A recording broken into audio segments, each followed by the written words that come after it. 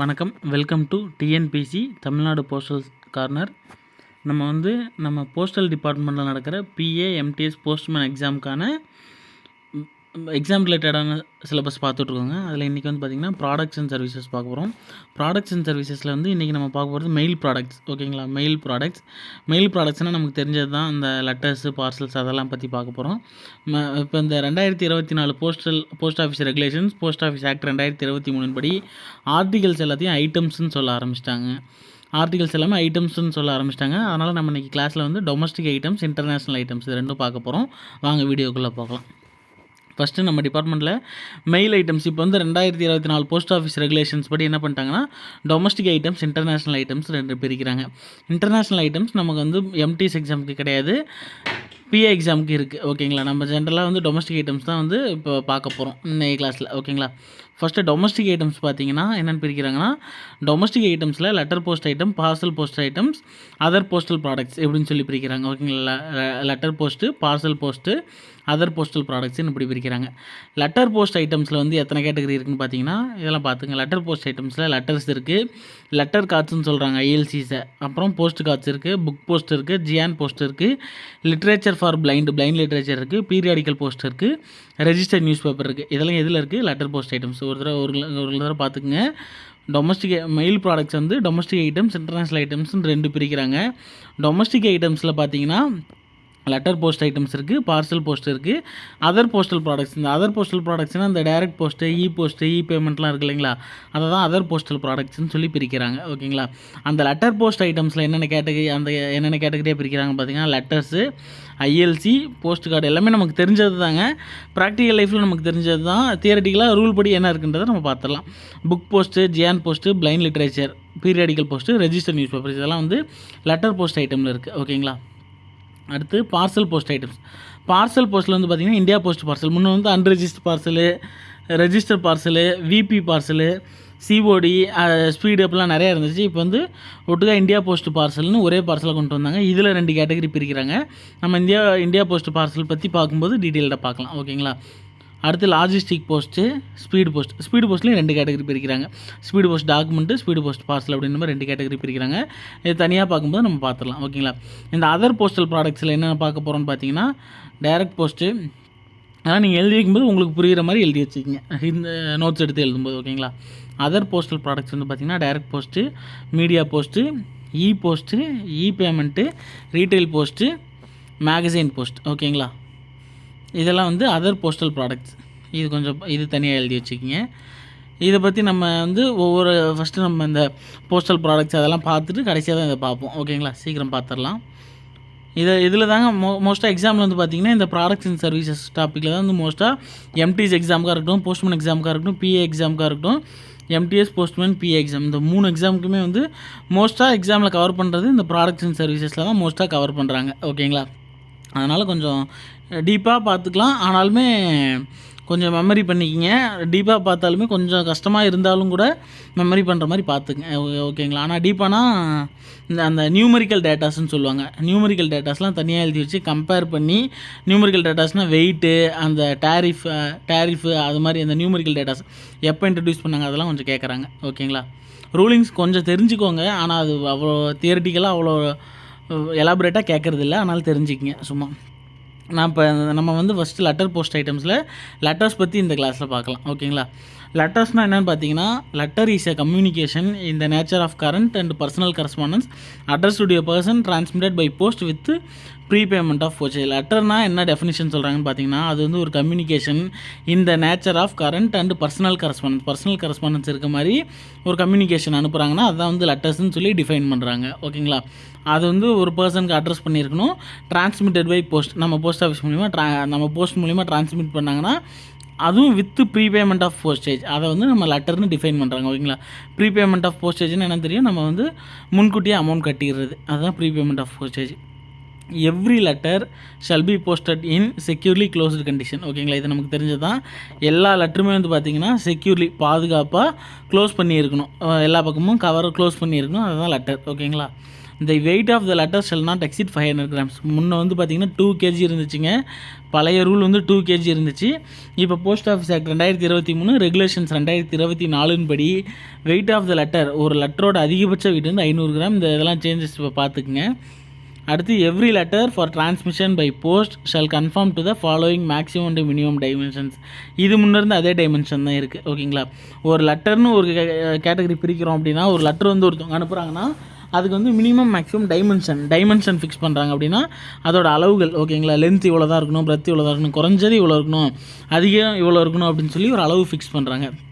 அது என்ன டைமென்ஷன் அளவுன்னு பார்த்தீங்கன்னா 2 கேட்டகரியாக பிரிக்கிறாங்க. இதுலேயும் roll form, other then roll ஃபார்ம்னு 2 கேட்டகரி பிரிக்கிறாங்க. ரோல் ஃபார்ம்னா இப்போ நம்ம என்ன சொல்கிறது, இப்போ நம்ம ஆஃபீஸ்க்குலாம் கேலண்டர் டெலிவரிக்கு வந்திருக்கலாம், இல்லை கேலண்டரோ அல்லது வேறு ஏதோ ஒன்று ரோல் ஃபார்ம், ஓகேங்களா, இந்த மாதிரி ஏதோ ஒரு ரோல் ஃபார்மில் ஒரு ஆர்டிக்கல் வருது அப்படின்னு வச்சுக்கிட்டோம்னா அதுக்கு ஒரு கேட்டகரியாக பிரிக்கிறாங்க. அடுத்து அதர் தென் ரோல் ஃபார்ம்னு ஒரு கேட்டகரி பிரிக்கிறாங்க. ஓகேங்களா, இந்த ரோல் ஃபார்மோட கண்டிஷன் என்ன சொல்கிறாங்கன்னு பார்த்தீங்கன்னா, எனி சிங்கிள் டைமென்ஷன்.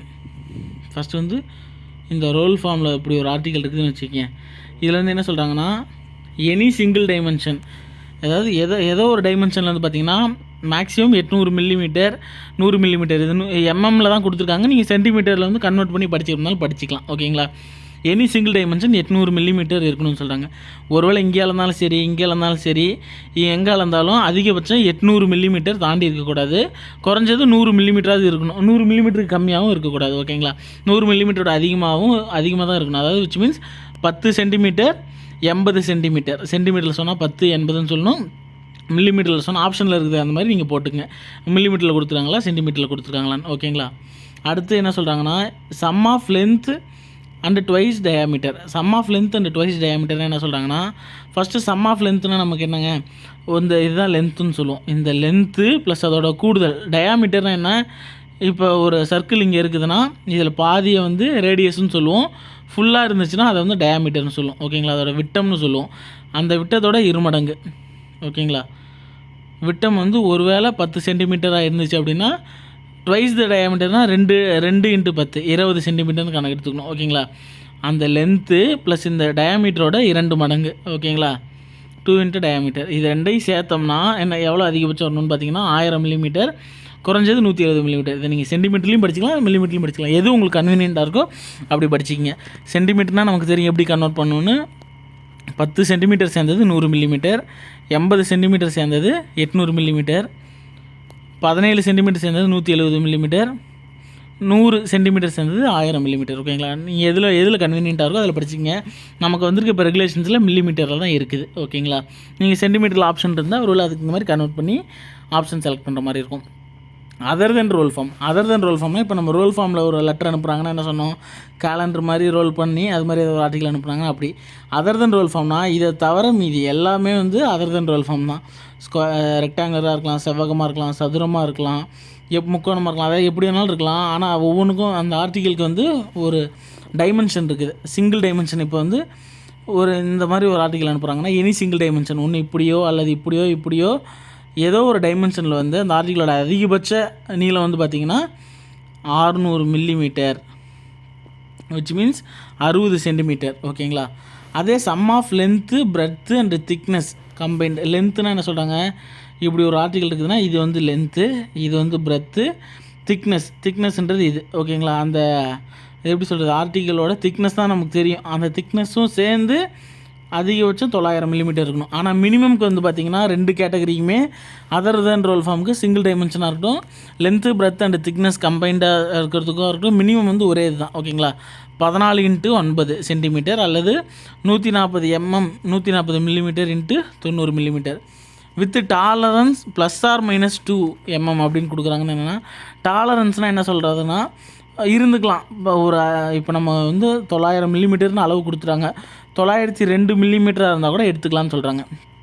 அல்லது 898 மில்லிமீட்டர், அதாவது மினிமம் டைமென்ஷன் வந்து பார்த்திங்கன்னா இதுக்கு முன்னாடி வந்து மினிமம் டைமென்ஷன் வந்து 100 மில்லிமீட்டர்னு கொடுத்துறாங்களா, அந்த மாதிரி 100 மில்லிமீட்டர் இருக்குதுன்னா 98 மில்லிமீட்டர் மினிமம் இருக்குதுன்னா எடுத்துக்கலாம்னு சொல்கிறாங்க. ஒரு 2 மில்லிமீட்டர் அட்ஜஸ்ட் பண்ணிக்கலாம், நம்ம வேணால் அட்ஜஸ்ட் பண்ணிக்கலாம் அப்படின்னு சொல்கிறாங்க. டாலரன்ஸ் வந்து +or-2 மில்லிமீட்டர். ஓகேங்களா, அடுத்து letter in other then roll form shall be in envelope of the following sizes. அதாவது நம்ம வந்து அதை என்வலப் முன்னே வந்து பார்த்திங்கன்னா roll form other then roll form லெட்டரோட சைஸ் பார்த்துக்கிட்டோம். இப்போ அதை வந்து ஒரு என்வலப்பில் போடுறாங்க, ஒரு என்வலப்பே ப்ரிப்பேர் பண்ணியிருக்காங்க அப்படின்னா அந்த என்வலப்புக்கு வந்து ஒரு சைஸ் சொல்கிறாங்க.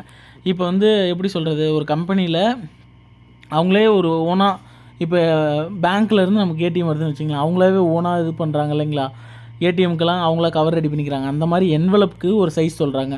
அந்த என்வலப்போட சைஸ் வந்து பார்த்திங்கன்னா மினிமம் 14 இன்ட்டு 9 சென்டிமீட்டர் அல்லது 140 இன்ட்டு 90 மில்லிமீட்டர். ஓகேங்களா. Maximum size 458 into 324 millimetre. இந்த சைஸஸ்லாம் கொஞ்சம் டைமென்ஷன்லாம் கொஞ்சம் கன்ஃபியூஸ் பண்ணுற மாதிரி இருந்தாலும் பார்த்தீங்கன்னா நீங்கள் தனியாக எழுதி படிச்சிங்கன்னா எல்லா ஆர்டிகளுக்கும் ஒரே மாதிரி தான் வர மாதிரி இருக்கும். இந்த 14 இன்ட்டு 9லாம் ரொம்ப காமனாக இருக்கும். ஓகேங்களா. நிறைய எக்ஸாமில் இந்த டைமென்ஷன்ஸு எல்லா டைமென்ஷன்ஸுமே கேட்டிருக்காங்க. ஓகேங்களா. டைமென்ஷன்ஸ்லாம் கொஞ்சம் பார்த்துக்குங்க, தனியாக எழுதி வச்சு கம்பேர் பண்ணி படிச்சிங்க. இதுக்கும் அதே தாங்க, with tolerance of +or-2 millimetre. Tolerance வந்து ஒரு வேளை 2 மில்லிமீட்டர் முன்ன பின்ன இருந்தாலும் ஒன்றும் பிரச்சனை இல்லை, ஆனால் 2 மில்லிமீட்டர் தாண்டக்கூடாது. ஓகேங்களா. 2 மில்லிமீட்டர் முன்ன பின்ன இருந்தால் பிரச்சனை இல்லைன்னு சொல்கிறாங்க. அடுத்து வந்து பார்த்திங்கன்னா every envelope shall have the flap either at the top on back of the longer side at right or left. எல்லா லெட்டருக்குமே வந்து பார்த்திங்கன்னா என்வலப்னு ஒன்று இருக்கணும்னு சொல்கிறாங்க. எல்லா என்வலப்புமே வந்து பார்த்திங்கன்னா ஃப்ளாப்புன்னு ஒன்று இருக்கணும்னு சொல்கிறாங்க. அதாவது ஒரு லெட்டர் இப்படி இருக்குதுன்னா இப்படி ஒரு ஃப்ளாப் இருக்கும் இல்லைங்களா, ஒட்டுறதுக்கு தனியாக இந்த கவர் மேலே இப்படி ஒரு ஃப்ளாப் இருக்கும். இதை தான் ஃப்ளாப்னு சொல்லுவாங்க. இந்த ஃப்ளாப் வந்து பார்த்திங்கன்னா எய்தர் த டாப், ஒன்று டாப்லேயோ top on back of the longer side, அல்ல லாங்கர் சைடு எது லாங்கர் சைடோ அந்த இடத்துல ஒரு ஃப்ளாப் இருக்கணும், அல்லது ரைட் லெஃப்ட்டில் இருந்தால் கூட ஓகேன்னு சொல்கிறாங்க. இங்கே இல்லாமல் இங்கே இருந்துச்சுனாலும் ஓகேன்னு சொல்கிறாங்க. ஏதோ ஒரு இடத்துல வந்து அந்த ஃப்ளாப் இருக்கணும் அப்படின்னு சொல்கிறாங்க. எந்த இடத்துல இருந்தாலும் ஒருவேளை எல்லா இடத்துலையும் இருந்துச்சுனாலும் ஓகே தான், ஆனால் ஃப்ளாப்பு கண்டிப்பாக இருக்கணும் அப்படின்னு சொல்கிறாங்க. ஓகேங்களா. Every envelope shall be made of paper having thickness from 0.15 mm to 0.5 mm. அதாவது சொல்லிட்டாங்க, இப்படி ஒரு என்வலப் வந்து ஒரு கம்பெனியில் தயாரிக்கிறாங்க. நம்ம என்வலப் ஓகேங்க, நம்ம என்வலப் வந்து இந்த ஆஸ் பர் ரூல் படி தான் செஞ்சு வச்சுருப்பாங்க. வேறு ஏதாவது ஒரு கம்பெனியில் நீங்களாவே தயாரிக்கிறீங்க, ப்ரைவேட்டாக நம்ம இங்கேருந்து ஒரு லெட்டர் அனுப்புகிறோம் அப்படின்னா அந்த லெட்டருக்கான என்வலப்போட பேப்பர் சைஸ் வந்து பார்த்திங்கன்னா திக்னஸ் வந்து குறைஞ்சது 15 மில்லிமீட்டர்லேருந்து 0.5 mm அந்த சைஸில் தான் இருக்கணும்னு சொல்கிறாங்க. ஓகேங்களா. அடுத்து வந்து பார்த்தோம்னா every envelope shall be continuously, இதெல்லாமே நம்ம பேசிக் கான்செப்ட் சொல்கிறோங்க. இது உங்களுக்கு புரிகிற மாதிரி ஷார்ட்டாக கூட எழுதி வச்சுக்கங்க, நம்ம எந்த பாயிண்ட்டையும் மிஸ் பண்ணிடக்கூடாது அப்படின்றதுனால எலாபரேட்டாக டீட்டெயில்டாக கொடுக்குறோம். இதில் எல்லா பாயிண்ட்டுமே ஜஸ்ட்டு தெரிஞ்சிக்கிங்க, இந்த நியூமரிக்கல் டேட்டாஸ்லாம் எழுதி வச்சு படிச்சிக்கிங்க. ஓகேங்களா.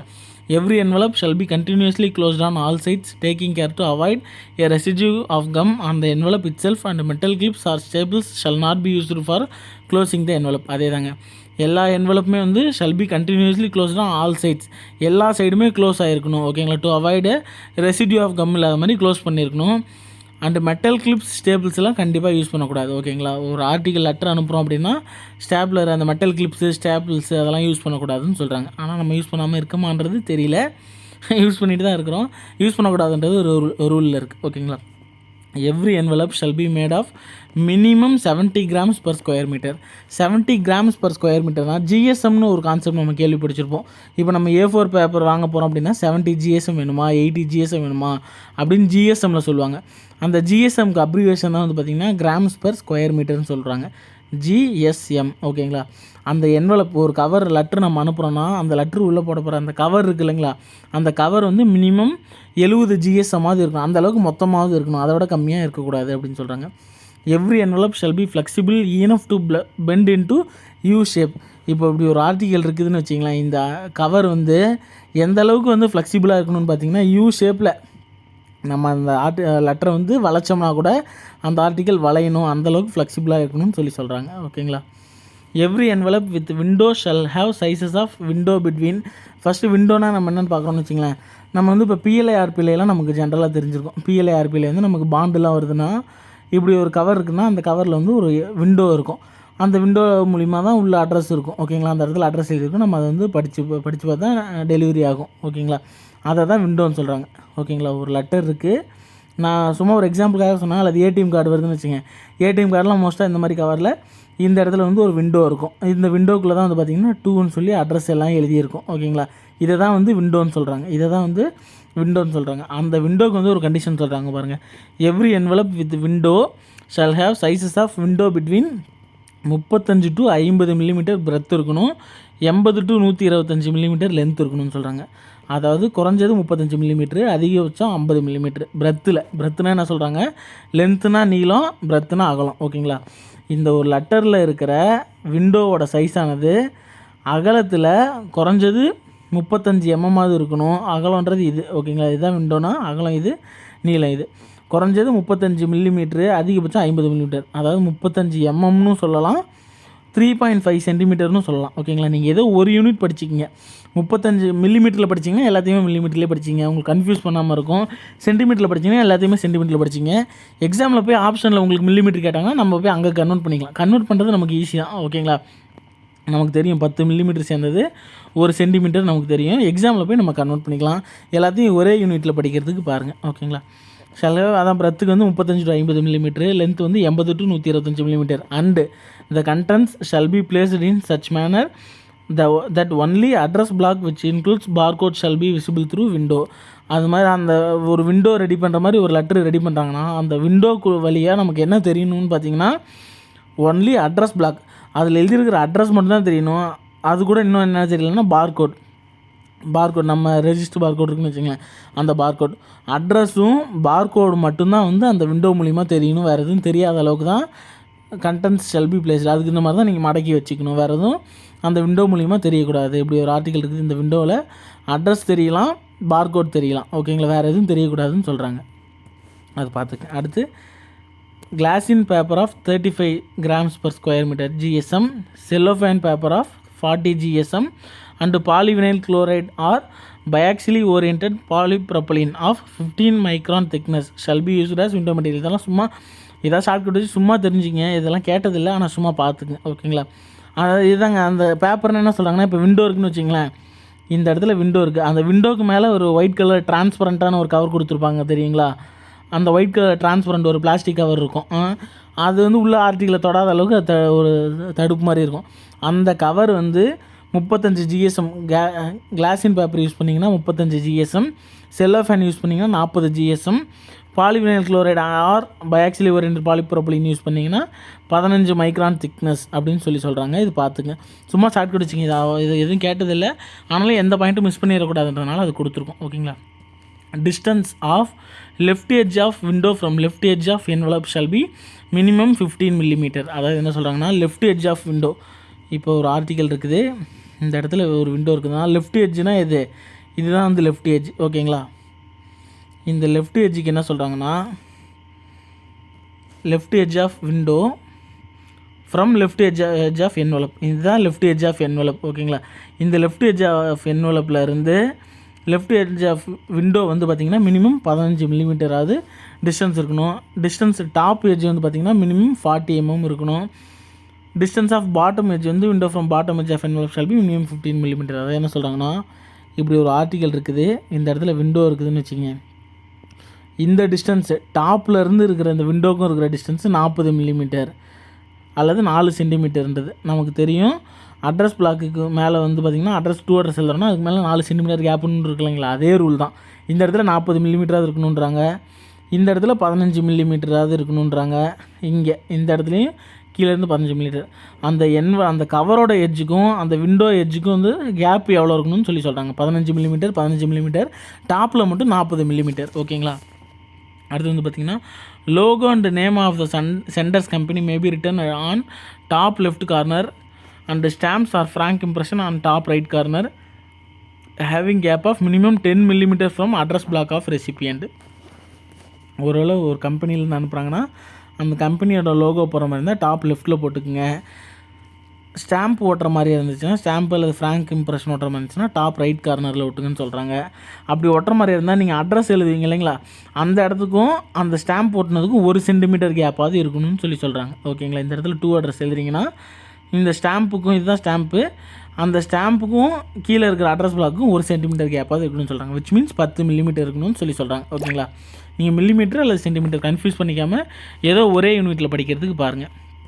அடுத்து 15 millimeter shall be left for barcode printing at the bottom of envelope and 5 millimeter quiet space around 2D barcode or quick response code shall be provided and the sender's logo size shall not exceed 25 to 50 mm in size and the 2D barcode shall have minimum size of 18 into 18. அதாவது என்ன சொல்கிறாங்கன்னு பார்த்தீங்கன்னா, 15 millimetre அந்த barcode print பண்ணும் இல்லைங்களா. இப்போ ஒரு article இருக்குது, பார்கோடு நம்ம ஆரல் ஸ்டிக்கர் இருக்கு இல்லைங்களா, அந்த மாதிரி பார்கோடு இந்த இடத்துல ஒட்டணுன்னா அதுக்கு கேப் வந்து 15 மில்லிமீட்டர் சொல்லணும்னு சொல்கிறாங்க. அது எங்கே சொல்கிறாங்க, shell B left for barcode printing. அது எப்படியுமே நம்ம வந்து பார்த்திங்கன்னா அந்த இடத்துல 1.5 சென்டிமீட்டர் 15 மில்லிமீட்டர் கேப் விட்டுட்டு தான் இந்த இடத்துல அட்ரஸ் அடிக்க போகிறோம்.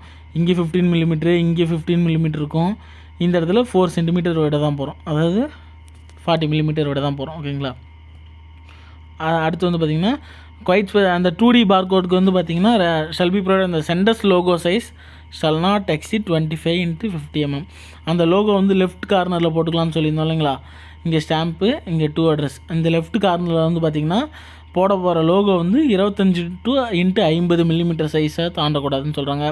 அந்த ஒட்ட போகிற 2D பார்கோடோ அல்லது QR code quick response code ஸ்டிக்கரோ அது பார்த்திங்கன்னா மினிமம் சைஸ் 18x18 மில்லிமீட்டரில் இருக்கணும்னு சொல்கிறாங்க. The size of printed barcode or digital code along with quiet zone shall be kept minimum 60 millimetre in length and 10 millimetre in breadth. ஓகேங்களா. அந்த quiet அந்த printed பார்கோட சைஸ் சொல்கிறாங்க மினிமம் 60 மில்லிமீட்ரு அண்ட் லென்த்து. ஓகேங்களா. அந்த பிரெத்து 10 மில்லிமீட்டராவது இருக்க மாதிரி பார்த்துங்க. அந்த ஸ்டிக்கர் நம்ம ஆரல் ஸ்டிக்கர் அந்த சைஸில் தான் இருக்கும். ஓகேங்களா. ஒருவேளை விண்டோ ஆஃப் அண்ட் டெவலப் பண்ணிங்கன்னா அந்த ஷெல் பி கிளியர்லி விசிபிள். அந்த விண்டோக்குள்ளே அந்த பார்கோடு பிரிண்ட் ஆகிருந்துச்சுன்னா பேங்க்லலாம் ஒரு ஆர்டிக்கல்லாம் பார்கோடு பிரிண்ட் ஆகியே தானே வருது. அந்த மாதிரி பார்கோடெலாம் வந்து ஒருவேளை விண்டோக்குள்ளே இருந்துச்சு அப்படின்னா கிளியர்லி விசிபிளாக இருக்க மாதிரி உள்ள அதை ப்ளேஸ் பண்ணுங்கள் அப்படின்னு சொல்கிறாங்க. In case of infringement of the conditions. Infringement of கண்டிஷன்ஸ்னால் இதில் நம்ம சொல்லியிருக்கிற கண்டிஷன்ஸ் இன்ஃப்ரிஞ்ச்மெண்ட்னா ஏதாவது மீறுறது, அதை ஃபுல்ஃபில் பண்ணாதது. ஓகேங்களா. மேலே இவ்வளோ கண்டிஷன் சொல்லியிருக்கிறோம், இவ்வளோ கேப்பு தான் இருக்கணும், இந்த சைஸில் தான் இருக்கணும் அப்படின்லாம் சொல்லி நிறைய கண்டிஷன் சொல்லியிருக்கோம் இல்லைங்களா. அந்த கண்டிஷன்ஸை இன்ஃப்ரிஞ்ச் பண்ணுறாங்க, அந்த கண்டிஷன்ஸ் மீறுறாங்க அப்படின்னா அதுக்கு வந்து என்ன சொல்கிறாங்கன்னா அந்த மாதிரி லெட்டர்லாம் shall be charge with double the postage. ஒரு வேளை அந்த ஆர்டிக்கல் வந்து 20 கிராம் தான் இருக்குதுன்னா 20 கிராமுக்கு 5 ரூபா கட்டணுங்களா. ஆனால் அந்த மாதிரி இந்த கண்டிஷன்ஸை மீறி இருந்தாங்கன்னா டபுள் த போஸ்டேஜ். அதாவது டபுள் த போஸ்டேஜ்னால் 5 ரூபா கட்ட வேண்டிய இடத்துல 10 ரூபா கட்டணும்னு சொல்கிறாங்க. ஓகேங்களா. And any postage paid on it shall be taken into account in assessing the charges. ஓகேங்களா. வேறு நீங்கள் ஆல்ரெடி 5 ரூபா கட்டியிருந்தீங்கன்னா 10 ரூபா பெனால்ட்டி ஆச்சா, நீங்கள் 5 ரூபா கட்டிட்டீங்க, நான் 5 ரூபா கட்டுங்கன்னு சொல்லுவாங்க. அதாவது ஒரு ஆர்டிக்கல் அனுப்புகிறீங்க, இன்ஃப்ரிஞ்ச் பண்ணி அனுப்புகிறீங்க. அதாவது நீங்கள் நம்ம சொல்லியிருக்க டிபார்ட்மெண்ட்டில் சொல்லியிருக்கிற கண்டிஷனுக்கு நீங்கள் அனுப்ப கிடையாது. நீங்கள் உங்கள் சைஸுக்கு வேறு ஏதோ ஒரு சைஸ் அதிகமாகவோ கம்மியாகவோ அனுப்பிட்டீங்க. 20 கிராமுக்கு அனுப்புறீங்கன்னு வச்சுங்க. 20 கிராம் ஆர்டிக்கலுக்கு வந்து பார்த்திங்கன்னா 5 ரூபா சார்ஜ் பண்ணியிருக்கணும். நீங்கள் அதனால் 5 ரூபா ஒட்டியிருப்பீங்க. அந்த 5 ரூபா ஒட்டினதுக்கப்புறம் நம்ம வந்து அந்த கண்டிஷன்ஸ் இன்ஃப்ரிஞ்ச் பண்ணியிருக்கீங்க அப்படின்னு கண்டுபிடிச்சிட்டோம்னா அந்த ஆர்டிக்கலுக்கு பெனால்ட்டி போடுவாங்க. அப்போ வந்து டபுள் த போஸ்டேஜ் சார்ஜ் 10 ரூபா போடுறாங்க. 10 ரூபா கட்டணும். அதுக்கு நீங்கள் ஆல்ரெடி 5 ரூபா கட்டிட்டதுனால இன்னும் ஒரு 5 ரூபா கட்டினா போதும்னு சொல்கிறாங்க. ஓகேங்களா. Any postage paid on it shall be taken into account in assessing the charges. ஓகேங்களா. The rates of postage. லெட்டருக்கு வந்து போஸ்டேஜ் சார்ஜ் வந்து பார்த்திங்கன்னா not exceeding 20 grams ₹5 for every 20 grams or fraction there ஆஃப்னு 5 ரூபா. அதாவது ஒவ்வொரு 20 கிராமுக்கும் 5 ரூபா. அதை தான் அப்படி சொல்கிறாங்க. ஓகேங்களா. ஃபஸ்ட்டு 20 கிராமுக்கு அல்லது 20 கிராமுக்குள்ளே இருந்துச்சுனாலும் 5 ரூபா. அப்புறம் ஒவ்வொரு 20 கிராம் அல்லது ஆர் பார்ட் தேர் ஆஃப்னா ஃப்ராக்ஷன் தேர் ஆஃப்க்கும் 5 ரூபா. அதாவது இப்போ 10 கிராம் ஆர்டிக்கல் ஒருத்தங்க எடுத்துகிட்டு வராங்கன்னா என்ன பண்ணுறாங்க, 20 கிராமுக்குள்ளே தான் இருக்காங்க. ஓகேங்களா. அவங்களுக்கு 5 ரூபா சார்ஜ். இப்போது ஒருத்தவங்க 30 கிராம் எடுத்துகிட்டு வராங்கன்னா 20 கிராம் தாண்டிடுச்சு, ஆனால் அடுத்து 20 கிராம் ஆர் ஃப்ராக்ஷன் தேர் ஆஃப்குள்ளே போயிடுச்சுங்களா, அவங்களுக்கு ஒரு 5 ரூபா. இந்த கேட்டகரி 10 ரூபா ஆகும். ஓகேங்களா. ஒவ்வொரு 20 கிராமாக நம்ம கணக்கு எடுத்துக்கோம். 20 கிராம் தாண்டிட்டு 40 கிராம் வரைக்குமே வந்து பார்த்திங்கன்னா அடுத்த 5 ரூபா, அடுத்த யூனிட் மாதிரி தான் கணக்கு. இதுக்கு ஒரு 5 ரூபா, 20 கிராம் முன்னாடி இருந்ததுக்கு 5 ரூபா சேர்த்து மொத்தம் 10 ரூபா வாங்கிக்குவோம். ஓகேங்களா. இது கொஞ்சம் பார்த்துங்க. இதுதான் போஸ்டேஜ் சார்ஜஸ்ங்க. அடுத்து இந்த ILC போஸ்ட் கார்டு பற்றிலாம் நம்ம கொஞ்சம் பார்த்துடலாம். அடுத்தடுத்த கிளாஸஸில் நம்ம பார்த்துடலாம். ஓகேங்களா. இதில் ஏதாவது டவுட் இருக்குது, இன்னும் ஏதாவது கிளியராக சொல்லணும்னு நினச்சிங்கன்னா கமெண்ட்டில் அல்லது பர்சனலாக கூட சொல்லுங்கள். தேங்க்யூ.